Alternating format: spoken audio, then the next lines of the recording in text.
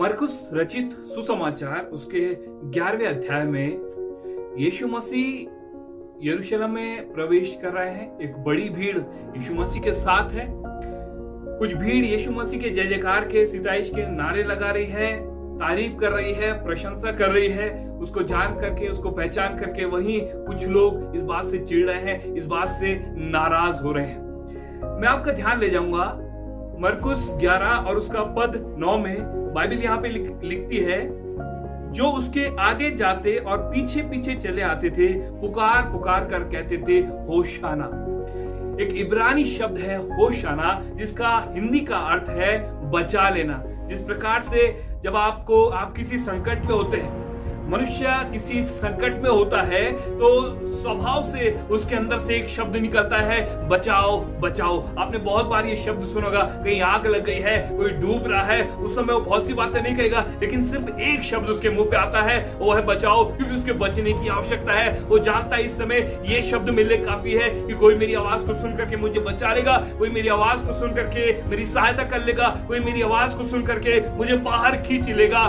मालूम ये लोग जान गए थे कि यहाँ पे ये शब्द चिल्लाना एक सही शब्द है, और चिल्लाने लगे होशाना होशाना, जिसका अर्थ है बचाओ बचाओ। क्योंकि एक बात जानते थे, ये वो परमेश्वर है, ये वो परमेश्वर की ओर से अभिषिक्त भेजा गया है यीशु मसीह, जो हमें बचा लेगा। परमेश्वर ने बहुत पहले अपने लोगों से प्रतिज्ञा करी थी कि मैं एक बचाने वाला भेजूंगा, एक उद्धारकर्ता भेजूंगा। हाँ, परमेश्वर से हम एक दे लेकर के आज मनुष्य के बीच में आ गया कि उनको बचा सके। और ये लोग चिल्ला रहे हैं होशाना, और उसके बाद लिखा हुआ है होशाना, धन्य है वे जो प्रभु के नाम से आता है।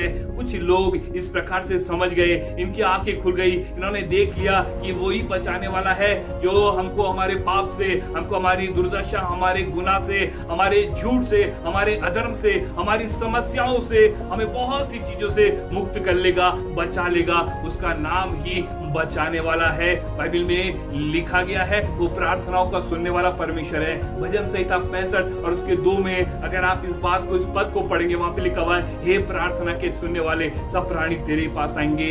अर्थात उसका नाम ही प्रार्थना का सुनने वाला रख दिया गया है। बाइबल में लिखा हुआ है, जब तक परमेश्वर निकट है उसको पुकार लो, और जब तक वो मिल सकता है उसको ढूंढ लो। आज इस भीड़ ने जान लिया, ये एक बड़ी घटना है कि परमेश्वर जमीन पर उतर आया है। हम किसी खास दिन को नहीं मना रहे हैं, किसी मान्यता को, किसी और बात को नहीं मना रहे हैं, लेकिन हम एक घटना को मना रहे हैं। और वो घटना ये है कि संसार में आज से 2000 साल पहले एक बड़ा अद्भुत काम हुआ, और ये काम ये हुआ कि परमेश्वर स्वयं मनुष्य को बचाने के लिए जमीन पर उतर आया। हाँ, कुछ लोग जिनकी आंखें खुल गई, वो उस बात को समझ गए और चिल्ला रहे हैं, हे यहोवा विनती सुन, उद्धार कर, हे यहोवा विनती सुन, सफलता दे। हम अपने पापों से बच नहीं पा रहे हैं, हम अज्ञानता के पापों से बच नहीं पा रहे हैं, हम अधर्म से बच नहीं पा रहे हैं, सत्यानाश हमको मिटा रहा है, सत्यानाश से हम बच नहीं पा रहे हैं, अधर्म हमको मिटा रहा है, पाप हमको खत्म कर रहा है, तबाह कर रहा है। कई बार आप और मैं अपने शरीर के लिए बहुत सारी चिंता करते हैं, अच्छा खाते हैं, सेहत में रहना चाहते हैं, लेकिन कई बार हम उसकी चिंता नहीं करते जो परमेश्वर की ओर से आपको और मुझको दिया गया है।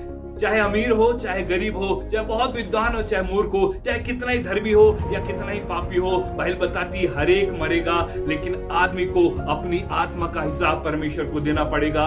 और ये वही परमेश्वर है जो शरीर को नहीं लेकिन आत्मा को बचाने आया। एक दिन यीशु मसीह अपने लोगों से इस प्रकार से कहने लगे कि यदि मनुष्य सारे जगत को प्राप्त कर ले, बहुत अधिक धन संपदा उसने प्राप्त कर ली है, बहुत ऊंचा पद उसको मिल गया है, बहुत जमीन जायदाद उसने इकट्ठी कर ली है।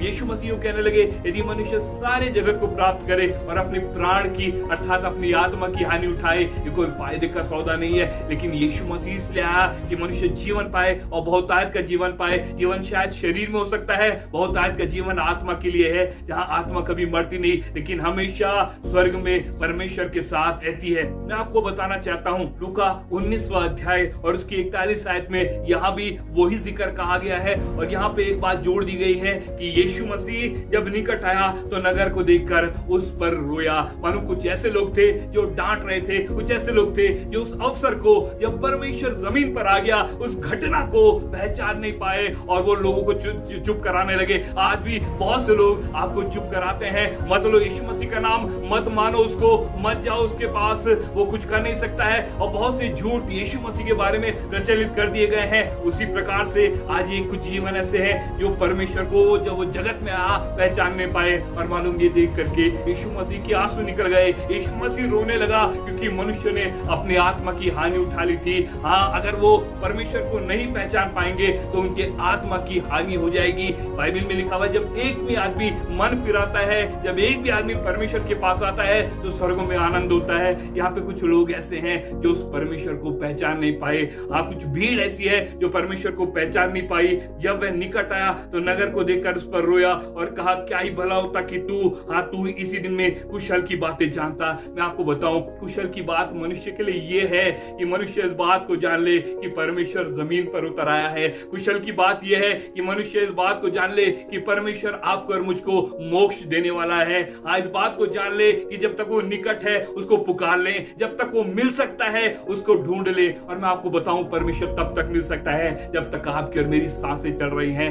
मृत्यु के बाद मनुष्य के लिए कोई मोक्ष की उम्मीद नहीं है। मेरी दुआ है आज आपकी आंखें उस परमेश्वर को देख पाए, उस परमेश्वर को जान पाए और परमेश्वर आपके लिए विलाप न करे, लेकिन परमेश्वर आपके जीवन को देख करके प्रसन्न हो सके। प्रभु आपको बड़ी आशीष दे।